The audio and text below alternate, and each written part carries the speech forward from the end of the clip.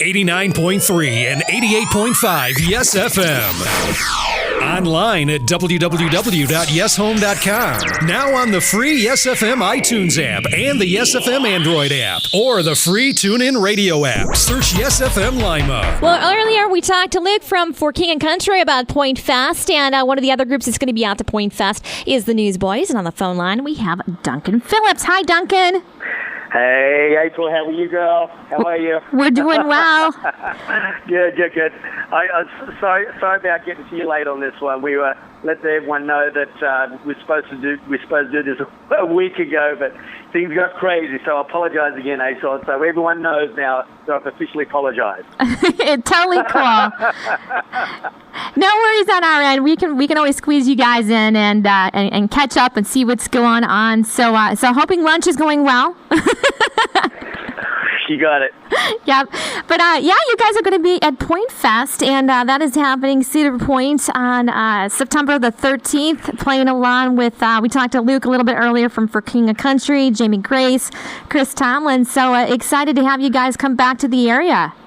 Oh, man, it's great to be back. It's always a favorite for ours, of course. This time I'm going to get out in a theme park this time, and the Cedar Point being one of the best in the nation as far as theme parks go. So I cannot wait. I just cannot wait. Of course, playing with For King Country, Jamie and everyone else.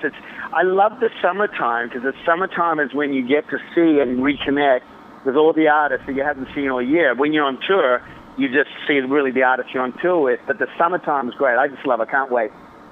Excellent. Okay, so you said you're going to get in the theme park. So are you a theme park guy? Because to me, it kind of seems, if you can play on a rotating drum set, to me, you seem like you could probably do some twists and some turns on some of these bad boys.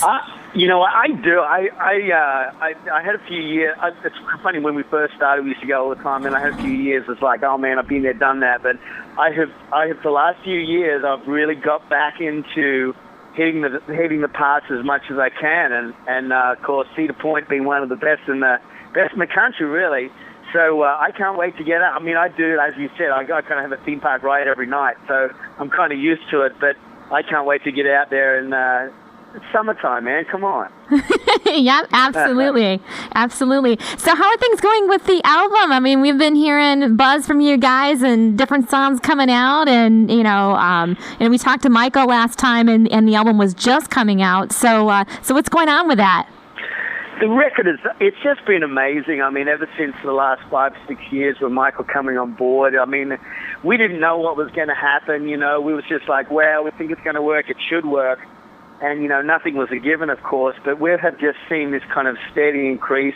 And, of course, it was kind of crazy. The Restart record released in September of last year, and there was so much groundswell and anticipation and publicity about the movie, the God's Not Dead movie, and I'm probably preempting your next question. That's okay. But it kind of stomped on the release of Restart, because the song and the record, God's Not Dead, has just exploded across the world, really, for that matter, being the branding name of the movie. The movie did $80 million at the box office, just released a DVD and Blu-ray a week ago, and people are sending me pictures all the time of Walmart stores that bought, millions of copies of this thing selling out. So it's just one of these things. I think it's going to be a pivotal point in a lot of people's lives. And, I don't take any credit for this. I'm just happy to be a part of it. I'm happy that they asked us to be a part of this movie. But it really has engulfed kind of the last year of our lives. But saying that, the second single off the Restart record, We Believe, has done absolutely fantastic at radio. I think we're at 13 or 14 weeks now at number one. And I don't take that for granted. That's something that doesn't happen a lot these days, and to get a number one, in any genre, it's a miracle for the most part, because so many things have to happen for that to happen. But man, we got a hit movie on our hands. We got a number one single at radio. So we're just stoked. It doesn't get any better. Can I let you in on a little secret? Okay, so we posted that we were going to be talking to you guys today on social media, and we asked people, okay, so what's your favorite Newsboys song? We Believe Everybody was saying that song. We believe, constantly. People, chiming in and saying, we believe has got to be like one of our favorites. So just to, not to stroke the ego, but to let you know, hey, you're just confirming some of the stuff that our listeners already know. I mean, I guess we just might have to play it when we come up to Cedar Point. I guess. You guess. It's not putting you out too much. Look, it's amazing. I mean, people ask us all the time why we keep on doing what we're doing, and as you know, we've been around a little while, and you know what? It never gets old when you have a song that does that. It never gets old, playing summer festivals. It never gets old doing tour. And people kind of look at you and say, "Man, you've been doing it so long. Why do you leave your families?" And that's because I believe I'm made for this. I believe created for it. I believe that that this is God's will for my life anyway. And to have this amount of success, kind of this deep into our career, we're just pinching ourselves. We really are. We don't take this for granted. I mean, it's just full grace. It's just full gratitude that kind of this deep in our careers that we're kind of having this level of success, and we're just stoking every day. I talked to Michael just the other day that the success of the movie, the success of the songs that we're having now, it's a God-given thing, It's we do what we do the best that we can, but after that, I give all the glory to God because it's because of Him that we're in the position we're in. No doubt in my mind, and we're just along for the ride. We're just stoking on it. Once again, we're talking to Duncan Phillips, drummer of the Newsboys, and I'm going to be at Pointfest on September the 13th. And we have more info about Pointfest on our website, yeshome.com. Just hit the concert beat. Okay, Duncan, so you guys have been, you've been talking about longevity and stuff. Just out of curiosity, how long have you been with the Newsboys? Have you been with day one? You know what? What's so funny is I wasn't actually in the band day one, but we were all a group of guys, obviously from Australia. We originated from Australia. And we were a bunch of guys that we all used to hang out together. We were in the same kind of church and youth group. So even though I wasn't officially in the band as such right at the beginning, I kind of was vicariously, And the first couple of years that the band came over, I know the boys used to keep me updated what was going on, and I was just as excited about what was happening in the band than anyone else was, for that matter. And it was my first year was 93, so what's that, 21 years? How crazy is that? That is crazy. So, yeah, I've just turned 21 in that sense. I remember my first ever show was in front of like 60,000 people at another show in Pennsylvania called Creation Festival. And I was like, oh my gosh, what just happened to my life? And you know what? It's been crazy ever since. And here we are, I'm 21 years later, just having the time of my life. So it doesn't get any better. We're just so happy with where everything's at right now, that's for sure. So you're saying that you pretty much have been with the band for like half your life now. Isn't that crazy? That is absolutely true, and it blows my mind, right? I think of, in so many levels, it seems like such a long time and so much water under the bridge, but in another way, it feels like we're just getting going. As odd as that sounds coming out of my own mouth, we kind of feel in a lot of ways we're just kind of getting ramped up and getting started. So we're in the studio right now recording a new record.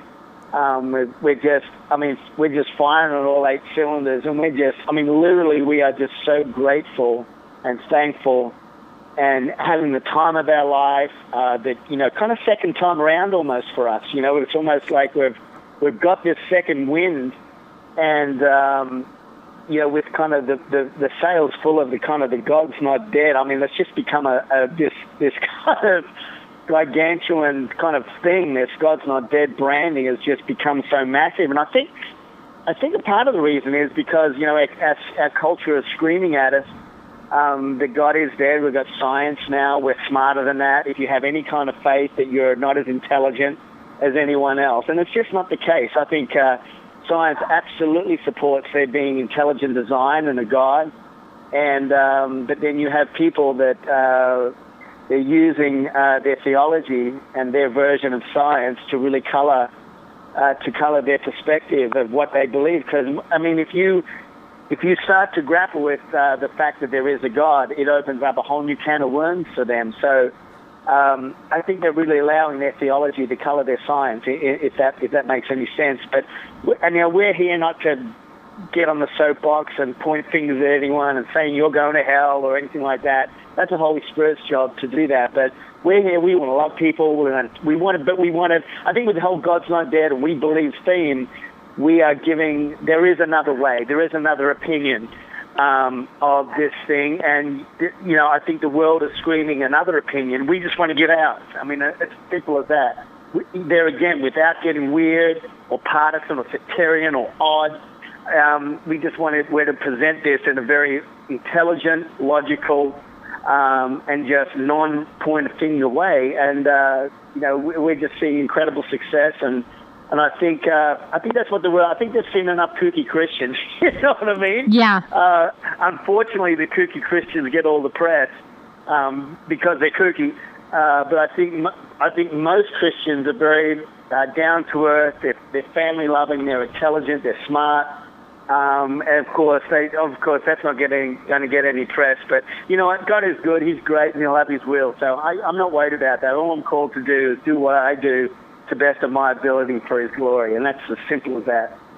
Once again, talking to Duncan Phillips, drummer of Newsboys, and obviously success with God's Not Dead, Restart the album, and you're going to Pointfest. But another thing that we saw is the We Believe tour, which is actually coming back to our area in October with Family Force 5 and Seventh Time Down. Looking forward to that one as well.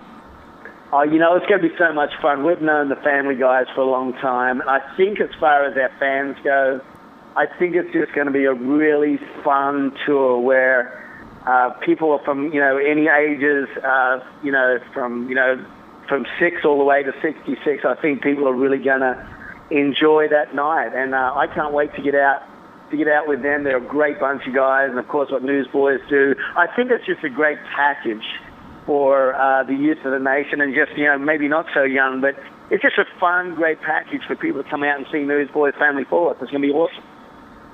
Once again, talking to Duncan Phillips of the Newsboys. And one last question before we let you get back to just kind of chilling a little bit.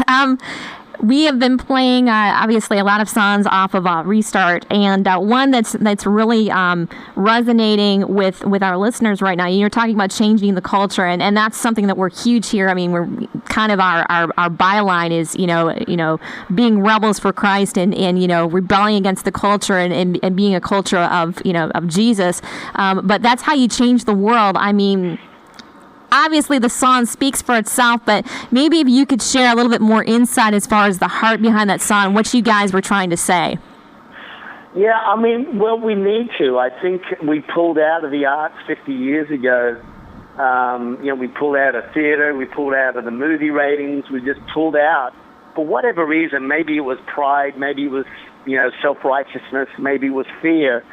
But I just wonder if we had have pulled out of all those kind of all those things back in the day, whether we'd be where we are today, because that it is so important. It's such a crucial part of our culture. Is especially movies and music. It's very impactful. It really it can change someone's life in a positive or negative way. And I think, as I said, without getting weird, I don't think we have to get weird or odd about it. I don't think we have to stand up and point the finger at anyone. I just think what we need to do, and that's not to say we're watering down what we're saying. I'm not saying that either. But I'm just saying it's time now to reclaim the arts in this country, because really entertainment is probably the U.S.'s biggest export right now. You change it in the U.S., you will have worldwide impact. And that's what we want to do here, is present another option for everyone out there. It's like, well, if the MTV culture is the way to go because that's the only way you're going to have fun, it's actually not true, because it's been my experience and experience of others, whenever you live that way and go down that road, it always ends in tears. It always ends in pain. When you go outside, kind of the way that God has for us to live. He made us. He said He gave us an instruction manual called the Holy Bible, and that's the way we're going to run the best. It's like when you buy a new car, you have an instruction manual, and if you run that car, change the oil, do all the maintenance stuff you need to do, that car is going to run for a long, long time, and it's going to run efficiently. But if you don't, if you put subgrade fuel in it, if you never change the oil, if you never do any of the maintenance, that car ain't going to last long. And I think that's the same thing with people's lives. They've been sold this lie that, to party it up, to sleep with as many people as you want. It doesn't matter. We're just animals anyway. This whole kind of, anti-Christ, atheist mentality. It's very subtle, but it's very real. And it's really degrading to human beings in general, because basically the world's a big place. There is no God. You can do whatever you want. There's going to be no repercussions because there's no God anyway. As long as you're not, quote unquote, hurting anybody, you'll be fine. But as we know, there are eternal consequences for our actions here on earth. So it's a lie that we've been sold as a culture. And as I said, a lot of kids have gone through a lot of hurt and pain because they believed the lie, they lived that life, and get out the other side reeling, understanding that it's a lie, it's hurtful, it's painful, and that we've all been touched by the culture. I'm not saying that I haven't, but I just want people to be free.